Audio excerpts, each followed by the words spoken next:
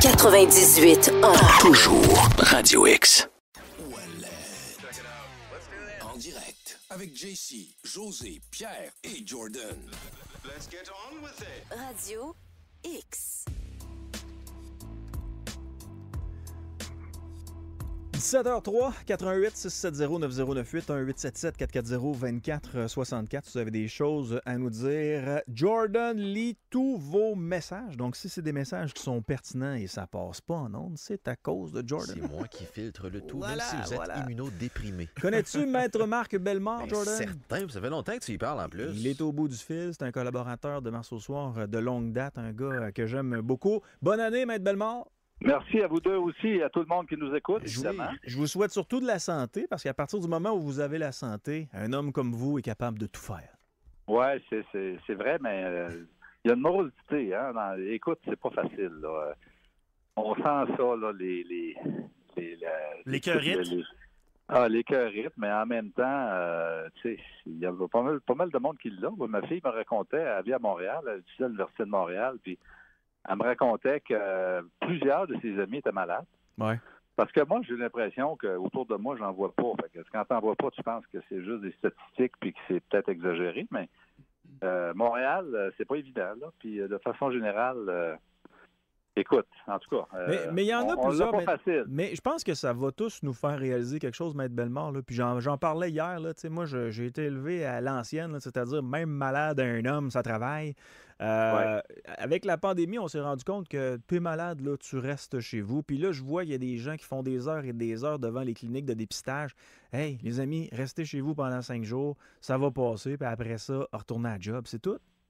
Est-ce que ça veut dire, la quarantaine, là, ils ont mis ça à 5 jours, est-ce que ça veut dire qu'à partir du moment où tu as un test négatif, tu l'as eu positif, à partir du moment où tu as un test négatif, tu as 5 jours à faire ou c'est 5 jours après que tu sois positif? C'est le test positif. Si vous avez un test positif, vous avez 5 jours à faire de quarantaine. Maintenant, si vous êtes vacciné, puis si vous êtes non vacciné, ben, on laisse ça à 10 jours. Ben, ça veut dire finalement que si tu étais... ça veut dire qu'ils estiment que les symptômes du virus sont à peu près de 5 jours en moyenne. En tout cas, c'est comme ça que je lis ça. Ils estiment qu'après 5 jours, la personne est plus contagieuse ou presque. Oui, c'est la contagiosité, j'imagine, qui doit durer quelques jours, puis ils demandent 5 jours maintenant. Ce qui est une bonne nouvelle, parce que les gens vont retourner au travail plus rapidement. Là. Sauf qu'il y en a pour qui la COVID, c'est plus difficile, puis il y en a d'autres, c'est plus... ils ressentent absolument rien. Donc, une moyenne de 5 jours, je trouve que ça abaisse du bon sens. La seule affaire qui cloche un peu, Maître Bellemare, puis peut-être que ce sera un scientifique de répondre à cette question-là.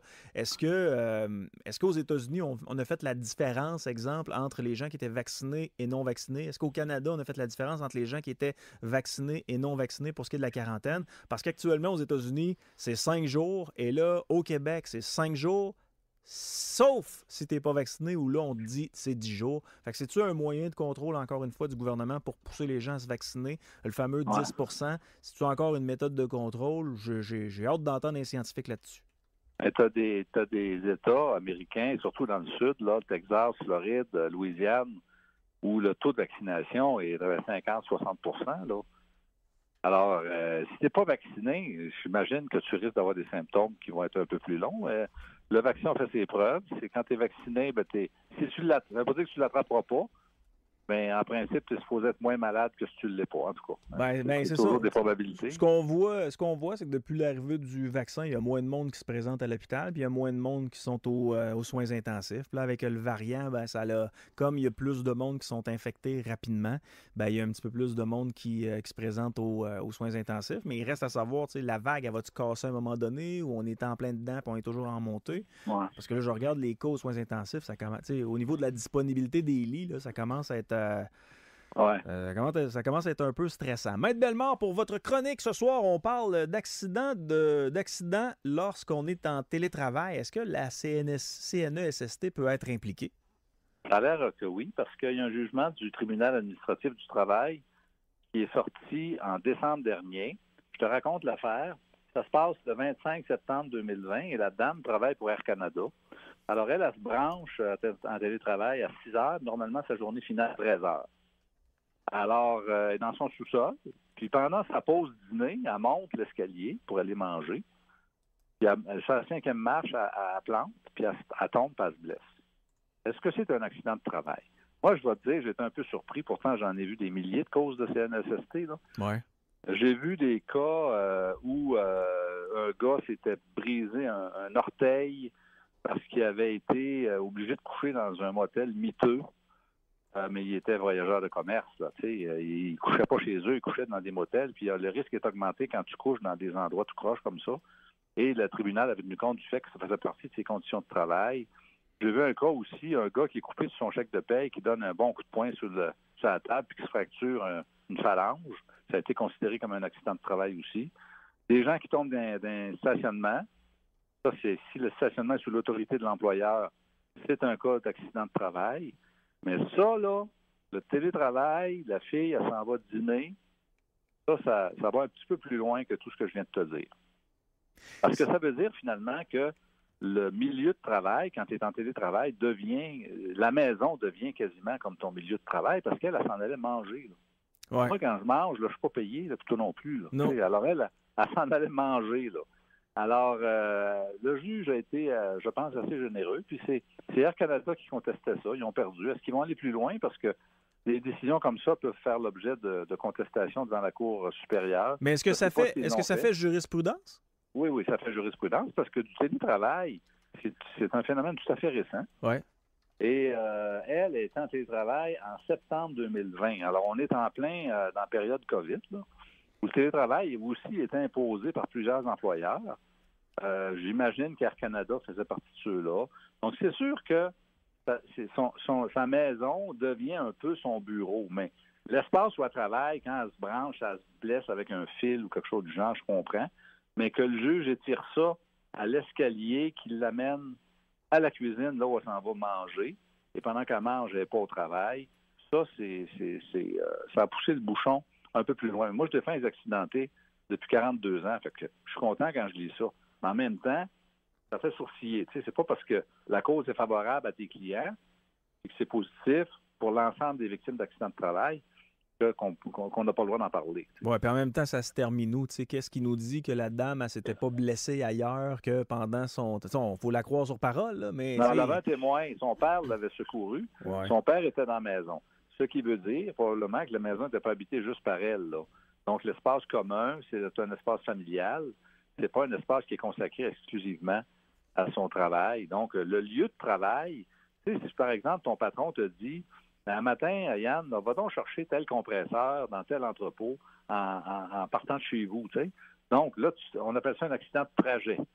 Ça veut dire que c'est une directive de l'employeur qui dit, va chercher le compresseur, va chercher appel dans tel entrepôt. Donc, tu fais un détour en partant de chez vous, et c'est en faisant ce détour-là que tu te blesses. À ce moment-là, ça va être un accident de travail. Mais si tu te blesses en t'en allant travailler, tu pars de chez vous, tu t'en vas à Choix, puis tu te blesses en accident d'auto sur le pont, à ce moment-là, c'est pas un cas de CSST parce que tu n'es pas dans tes fonctions de travailleur, ton chiffre n'est pas encore commencé. Mais si on te demande de rentrer spécifiquement tel jour, telle heure, puis c'est un travail commandé, à ce moment-là, c'est exceptionnel, puis ça devient un accident qui survient à l'occasion de ton travail. OK. Puis ça, c'est valable autant au Canada qu'au Québec? Non, c'est juste au Québec. Juste au Québec, on a une loi très, très positive. Ouais. La loi de la CNSST, c'est une des meilleures lois qui existent. Ils ne l'appliquent pas tout le temps comme il faut. Les fonctionnaires sont mesquins. Ils ne suivent pas nécessairement l'application de la loi. C'est pour ça qu'il y a tant de contestations devant le tribunal administratif du travail. Mais si on regarde la loi sur papier, on compare notre régime d'indemnisation ici au Québec avec celui de l'Ontario, avec celui de l'Alberta, c'est clair qu'au Québec, on a un meilleur régime. Encore faut-il qu'on pousse des fois pour le faire appliquer. OK. Mais je vous ai déjà posé cette question-là, Maître Bellemare. Tu sais, moi, je travaille pas physiquement ici là, le soir, mais des fois, puis c'est arrivé il y a de ça quelques mois, j'ai sorti du studio, je me suis étiré. Au moment où je me suis étiré, c'est-à-dire à me mettre les bras dans les airs, j'ai les épaules qui ont débarqué. Et ça a fait énormément mal. Mais advenant le cas où j'aurais pas pu travailler pour ce qui est des jours suivants, est-ce que j'aurais pu réclamer à la CNESST parce que c'est arrivé pendant mes heures de travail? À mon avis, oui. À mon avis, oui. Parce que tu es sur les lieux du travail, tu es sur ton chiffre de travail, tu es dans l'espace de travail, et surtout avec cette décision-là dont je viens de parler, là, la fille qui s'en va dîner, là, ça vient élargir encore plus. Et à mon avis, oui, même si le geste que tu poses n'est pas nécessairement un geste qui profite à l'employeur. Ce qui profite à l'employeur, c'est ta présence. Ouais. Toi, tu n'es pas un frigidaire, là. Tu es un être humain avec des bras, des jambes, tu t'étires, parce que ça fait longtemps que tu es assis, puis que tu travailles, puis que tu parles au micro. Alors, à mon avis, ça serait tout à fait défendable, oui. Eh bien, je ne suis pas sûr que ma présence profite beaucoup à l'employeur, là, mais merci quand même de l'avoir mentionné. Je pense que oui, surtout en ce moment. On parle de vaccins pour enfants maintenant, Maître Bellemare.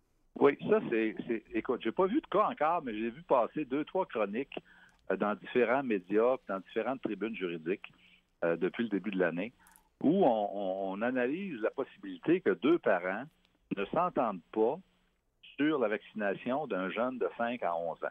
Parce qu'on sait que la vaccination est possible actuellement.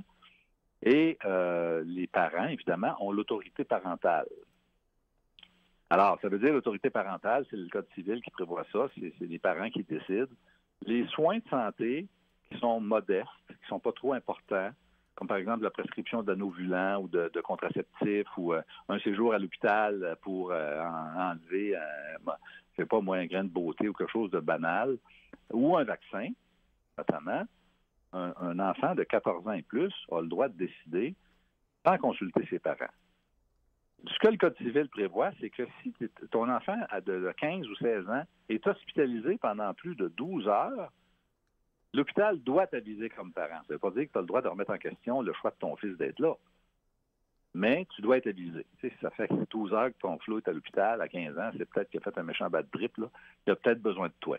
Alors, c'est ce que le Code civil prévoit, mais ça ne remet pas en question la décision de l'enfant de subir ces traitements-là. Maintenant, on comprend que plus la situation est grave, un pontage cardiaque ou quelque chose d'important, une chirurgie, un problème épileptique ou qui demande le recours à une hospitalisation prolongée, on comprend que dans certains cas, les parents vont être consultés. Mais là, on parle de vaccin d'un enfant de 7 ou 8 ans. Ouais.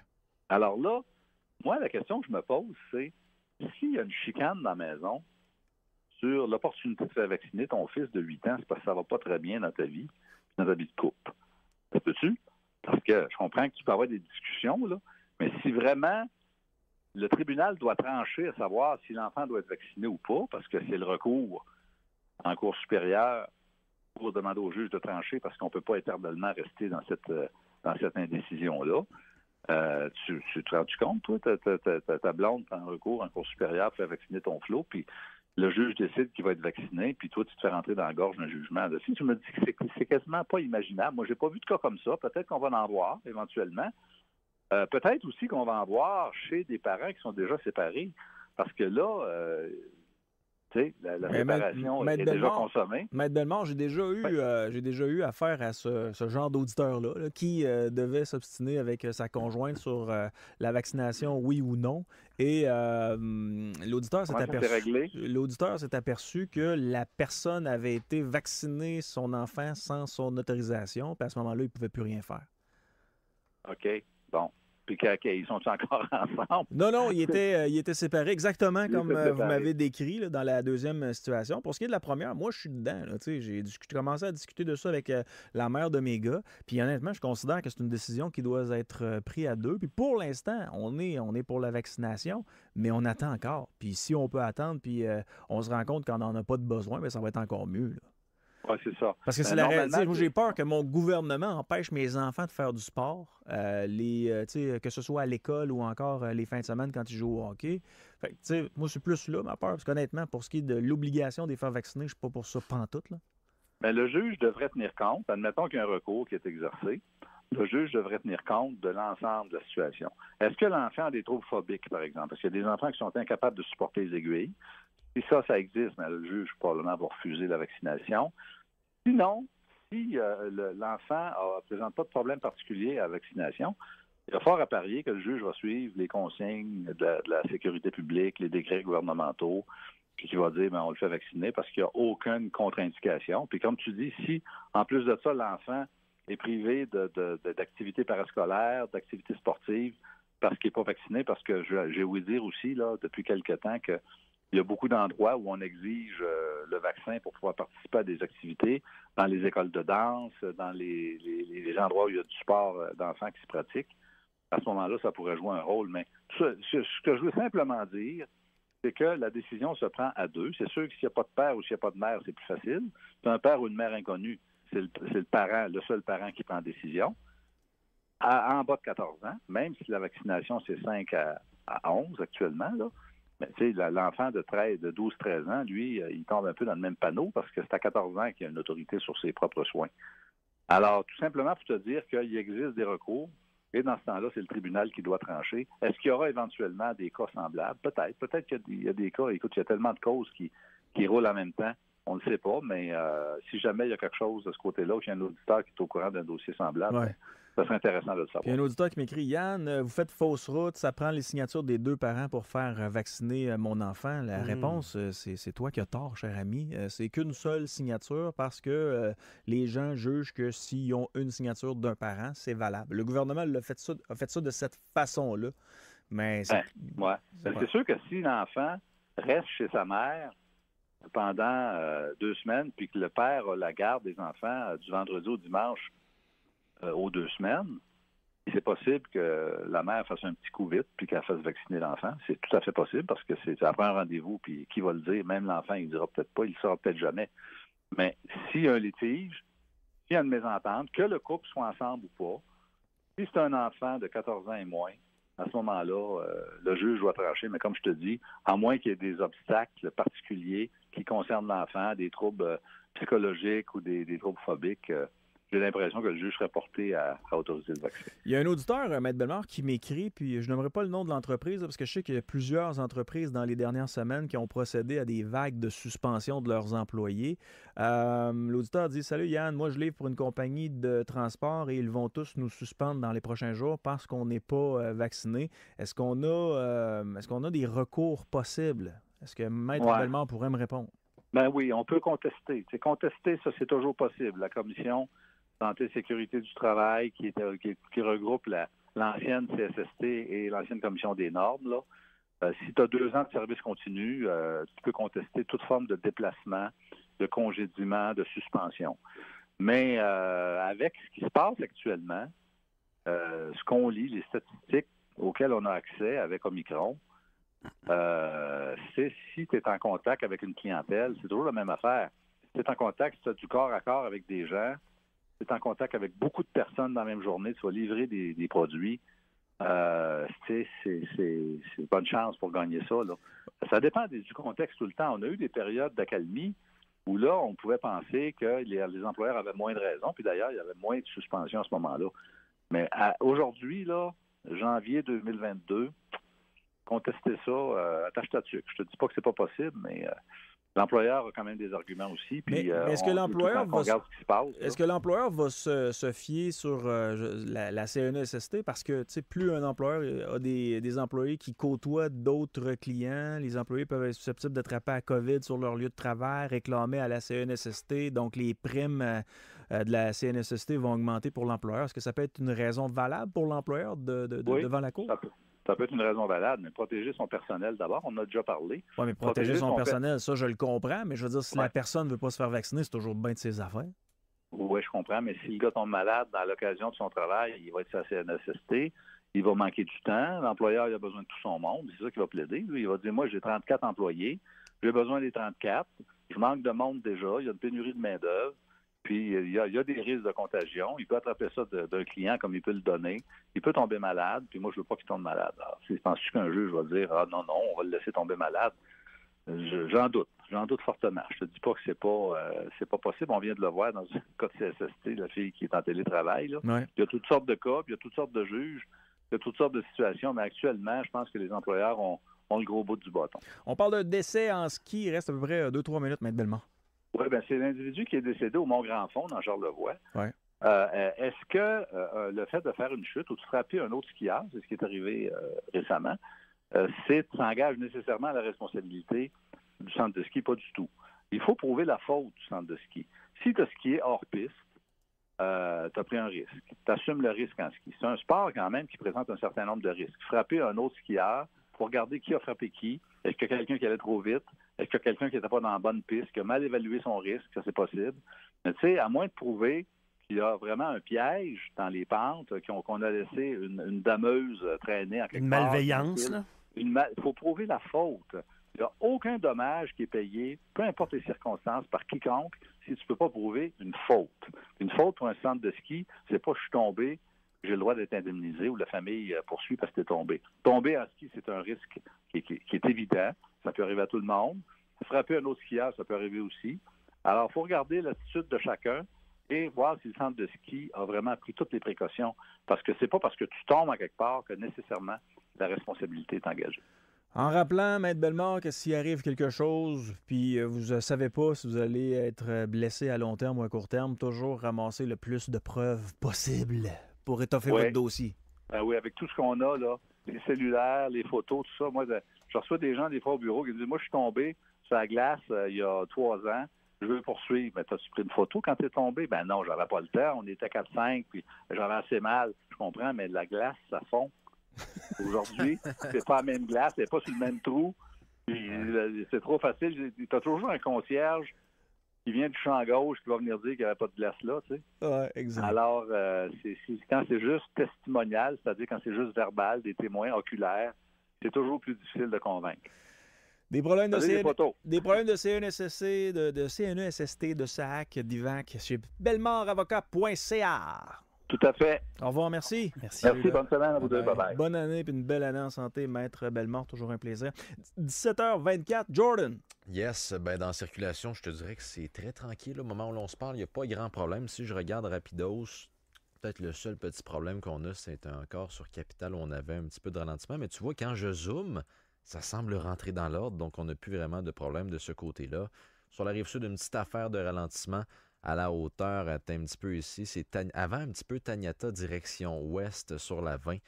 C'est là que ça ralentit un petit peu, mais pour le reste, pas vraiment de gros problèmes à signaler. Si vous voyez quelque chose, tenez-nous au courant. C'est très simple. 670-9098. Entrer au marché Adonis, c'est sortir du train-train quotidien. C'est une expérience riche en saveurs et en découvertes. Faites un aller-retour en Méditerranée au marché Adonis ce soir. Ouellette, en direct. Radio